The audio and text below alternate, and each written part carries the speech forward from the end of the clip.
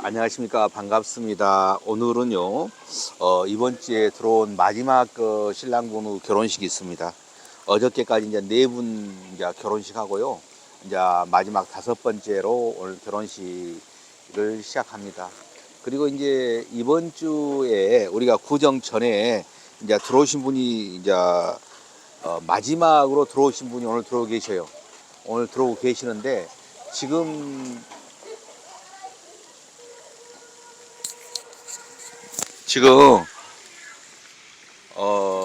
공항에서 지금 이제 오고 계십니다.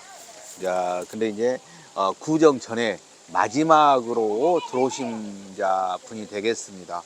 그리고 이제 설 전에는 이번이 그 마지막이고요.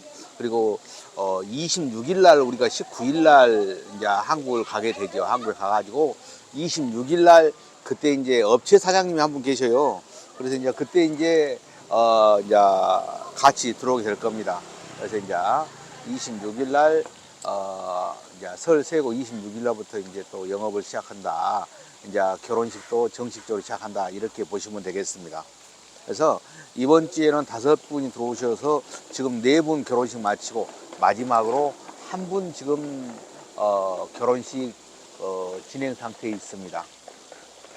그리고 이제 오늘 공항에서 이제 한 분 들어오시는데요. 그분까지 들어오시게 되면은 이번 그 음력으로 2022년도 결혼식을 모두 마치게 되겠습니다.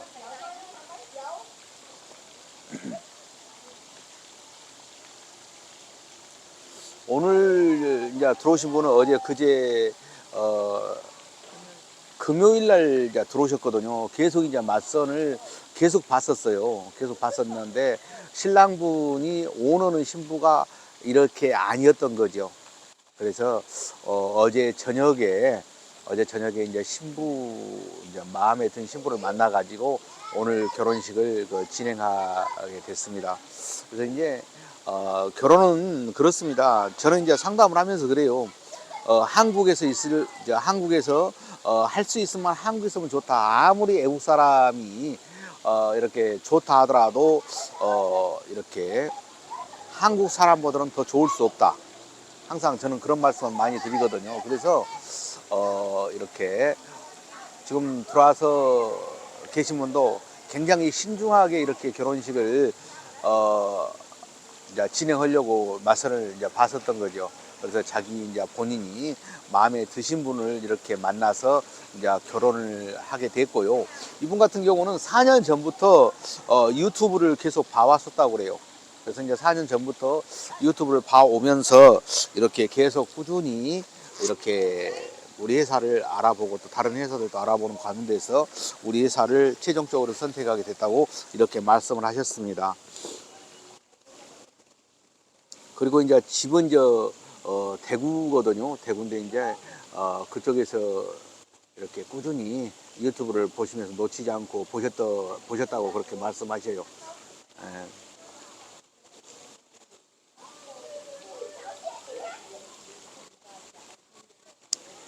그래서 이제 유튜브를 보게 되면 꾸준히 보게 되면은 자기도 모르는 사이에 이렇게 회사를 선택한다든가 신부를 선택하는 그러한 노하우들이 이렇게 생기게 됩니다. 계속 그것에 관해서 이렇게 반복해서 이야기를 하기도 하고요. 그리고 이제 선택하는 그 맞선 그때그때 이제 맞선 상황을 말씀해 드리기도 하고 신랑들이 들어왔을 때 결혼 상황을 그때그때 이야기를 해드리기도 하고 그리고 이제 생각날 때마다 이렇게 그 바르지 못한 부분들 옳지 못한 부분들을 이렇게 말씀을 드리고 있기 때문에 이렇게 상당히 많은 도움이 되고 여기 이제 오늘 결혼하신 분도 그렇게 말씀을 하셨습니다. 이렇게 유튜브 보면서 많은 정보를 얻을 수 있었다라고 그렇게 말씀하셨거든요. 그래서 이제 지금 유튜브를 보신 분들도 이렇게 보시기 시작하신 분들도 지금부터라도 이렇게 놓치지 않고 하나하나 보시게 되면은 다음에 이렇게 결혼하시게 될 때에 큰 도움이 될 수 있으리라 이렇게 생각합니다. 저는 그래요. 이렇게 국제결혼 하려고 한다면 우선 나라를 선택해야 되지 않겠습니까? 나라는 내가 볼 때는 지금으로 봤을 때는 베트남이 최고다. 베트남 중에서도 하노이가 최고다. 이제 하노이라고 하면 좀 그렇죠. 하노이가 아니라 하이뽕이니까요. 하노이는 국제기로는 정보회사가 없습니다. 하이뽕에만 있는 것입니다. 그래서 하이뽕이 최고이다. 이제 내가 하이뽕을 실질적으로 해서가 아니라 많은 사람들이 그렇게 이야기를 합니다. 하이뽕이 최고다 이렇게 말씀을 드릴 수 있고요. 그리고 이제 나라를 선택했다. 나라를 선택했다고 한다면 이제 또 그 다음에 선택해야 할 게 회사를 선택해야 되지 않겠습니까? 그래서 이제 회사를 선택하는 것도 회사를 선택하는 것도 어떤 거요? 아, 괜찮아요. 회사를 선택하는 것도 이렇게 내가 어떤 것들을 조심하면서 회사를 선택한 게 좋다라고 내가 말씀드린 게 있습니다. 그것도 차분하게 보시면은 놓치지 않고 보시면 많은 도움이 될 거라고 보거든요. 회사를 어제든 우리 결혼했던 다른 그 사장님하고 같이 오신 아버님하고 같이 오신 분이 계셨는데 그런 말씀을 하셔요. 이거 처음부터 딱 얼마를 주라고 했으면 괜찮은데 중간중간 뭐에 얼마 들어갔다 뭐에 얼마 들어갔다 다르게 또 이렇게 들어갔다라고 이유를 대면서 돈을 주라고 하는데 그 사람 굉장히 피곤하게 하더라 그런 말씀을 하셨거든요. 그분은 이제 우리를 만나기 전에 다른 데서 하셨더라고요. 근데 이제 이쪽은 아니고 이렇게 남부지방이었는데 그 회사는 내가 이제 말씀드릴 수는 없고요. 근데 이제 굉장히 이렇게 중간중간 말씀을 드리는데 회사를 말씀을 드리는데 이렇게 돈을 이제 추가 비용을 달라는데 사람 미치겠더라고. 안 낼 수도 없고 이렇게 싸울 수도 없고 이런 거 미치겠더라고 그러면서 그런 말씀을 이제 하시더라고요. 그래서 이제 그런 부분들을 사전에 차단해 버리는 게 좋습니다.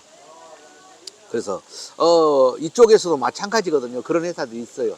심지어는 신부 뭐입니까? 신부 번역 공증한 거 그거 스페링 하나 틀렸다고 해가지고 다시 이렇게 돈을 받는 것도 봤거든요. 근데 이제 사실상 번역 공증은 신랑하고 관계가 없지 않습니까?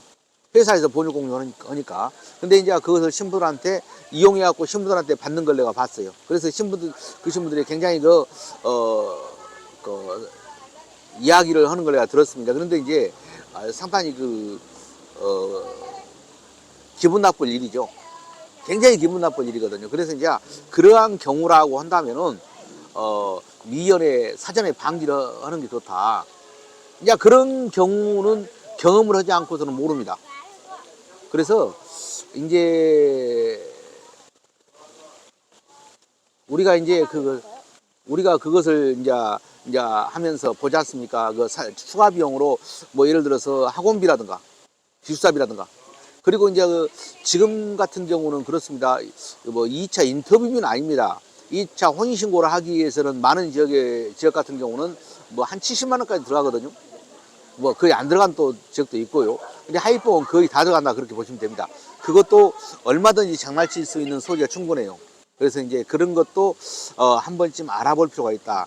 우리 같은 경우를 참고로 말씀해드리면은 우리 같은 경우는 신랑한테 일제 부과하지 않습니다. 돈이 많이 100만 원이 들어가든 좀 덜 들어가든 회사에서 다 부담을 해주고 있다. 이렇게 이제 말씀드립니다. 그래서 추가 비용은 일체 없다. 추가 비용은 아니지만은 그 신부들 용돈 같은 것은 이제 내야 되지 않습니까? 그래서 용돈하고 전통 원래 비용은 내고 있다. 전통 원래 비용도 100만 원으로 이렇게 막아버렸습니다. 200만 원으로. 200만 원 이상은 이렇게 주지 못하게 막았는데 200만 원에 하더라도 신랑이 실제로 부담하는 것은 한 300만 원 정도 들어가요. 왜냐하면 표를 끊고 들어와야 하기 때문에 그런 것이죠. 실제로 표를 끊고 들어와서 들어올 때 표만 끊고 들어옵니까? 또 이제 뭐 선물도 사고 들어와야 되지 않습니까? 그렇기 때문에 이렇게 200만 원에다 한 300만 원 들어가 본다는 거예요. 그래서 그런 것들도 이렇게 뭐 들어가려고 하려면 한정이 없죠. 나중에는 이거 뭐 빼도 박도 못해요. 그래서 회사를 선택하면서 이제 그런 것들을 차근차근 하나하나 이렇게 하면서 하시는 게 좋다. 뭐 그 다음에 이제 신부 관리 문제가 되는데 신부 관리 문제는 내가 여러 차례 말씀드렸죠. 신부 관리 문제는 신부는 이제 그렇습니다. 현지에 한국인이 상주하는 게 좋다. 왜냐면은요 이렇게 전화로 해가지고 한국에서 전화로 해가지고 의사 전달을 하면은요 말을 잘하는 경우라도 굉장히 그 이렇게 정확하게 전달하는 게 이렇게 안 될 때가 있어요. 그렇기 때문에 현지에서 직접 이렇게 한국인이 상주해 줬다. 그리고 또 남자가 이렇게 관리한다는 것은 절대 있을 수 없는 일입니다. 내가 봤을 때는 그래요. 일단 남자가 직접 이제 현지에서 관리를 한다. 특히나 또 베트남 현지 남자가 관리를 하고 있다. 그렇다고 본다면 굉장히 문제가 생길 수 있습니다. 내가 그것을 굉장히 강조하는 이유는 있어요. 네? 그래서 꼭 참고해 주시기 바랍니다. 왜냐하면 신부들이 그야말로 순수한 신부들만 보여야 되는데 잘못하면 여자로 볼 수 있어요. 그렇기 때문에 이렇게 내가 뭐 계속 강조를 하는 것입니다. 그 부분은요. 그래서 이렇게 회사 관리하는 건 문제라든가 그리고 이제 이렇게 신부들 관리할 때 말하자면 서류 진행하면서 현지인이 직접 한국인이 직접 현지에가 있는 거라 이런 문제라든가 이런 문제, 예? 이런 문제, 어학당 문제도 있었죠. 어학당 문제도 굉장히 중요하다고 말씀드렸죠. 어학당하고 또 뭐죠? 세종학당이죠. 그리고 일반 학원하고 이런 것도 말씀드렸고 토픽으로 공부한다고 한다면 절대 안 해야 됩니다. 토픽 내가 말씀드렸죠. 10월 달에 시험 보고 나서 다음 연도에 4월 달이나 3월 달에 시험이 있게 된다고. 그 공백이 있어버려요. 그러니까 굉장히 힘들어 버립니다. 그것은 이제 내가 말씀드렸죠. 어학당이 가장 좋다. 2달에 한 번서 시험을 보고 만약에 떨어진다 하더라도 두 달 있다가 시험을 보기 때문에 전혀 이렇게 말하자면 시험 못 봐갖고 한국에 못 간다는 그런 생각은 안 하셔도 된다. 내가 그런 말씀 드렸죠. 그래서 이제 그런 것들 하나하나 이렇게 체크하시면은 굉장히 많은 도움이 되리라고 생각합니다. 그리고 이제 우리 같은 경우는 이제 다른 데도 지금은 그렇게 많이 하고 있더라고요. 근데 이제 우리 같은 경우는 그렇습니다. 100만 원만 내고 들어오는 거예요. 100만 원만 내고 들어와서 현지에서 맞선을 보고 나서 진짜 마음에 든 사람이 있었을 때 그때 계약을 하고 진행하는 거라는 거죠. 왜 그럴까요? 처음부터 계약을 많이 하고 하게 되면은 맞선만 봤다 했을 경우에 총 비용의 50%는 없어져 버린 거예요. 맞선 보는 순간 그게 결혼중개법 표준약관입니다. 표준약관 12조 지역에. 그래서 이제 그것을 미리 이렇게 손해를 많이 안 보게 하기 위해서는 그렇게 한 게 최고 좋은 방법이다.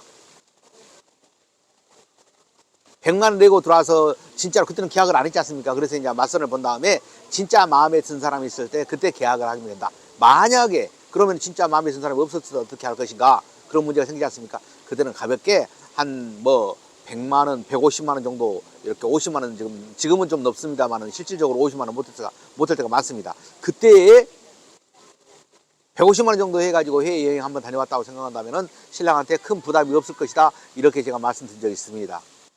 그래서 오늘 종합적으로 지금 말씀을 해드리고 있는데요. 이런 부분들만 참고해서 국제결혼을 준비하신다고 한다면 많은 도움이 될 것이다. 이렇게 생각을 합니다. 지금 우리가 지금 이번 이제 2023년도를 맞이하지 않습니까? 2022년도 마지막 이제 신랑 한 분이 들어오십니다. 여기는 이제 우리가 그리고 19일까지 이제 마무리하고 한국에 나갔다가 26일 날 이제 여기를 들어오게 되는 것이죠. 이제 일정을 그렇게 잡아가지고 진행하고 있으니까 참고하시고요. 그리고 이제 우리 이제 퍼펙트를 이제 코로나 끝난 다음에도 퍼펙트를 굉장히 지지해 주시고 그리고 관심을 가져주신 모든 분들한테 감사의 말씀을 드리면서 오늘 유튜브 방송을 마치도록 하겠습니다. 그동안 너무 감사했고요. 내년에도 더 열심히 해서 이렇게 여러분들이 바라는 그런 퍼펙트가 되도록 노력하겠습니다. 감사합니다.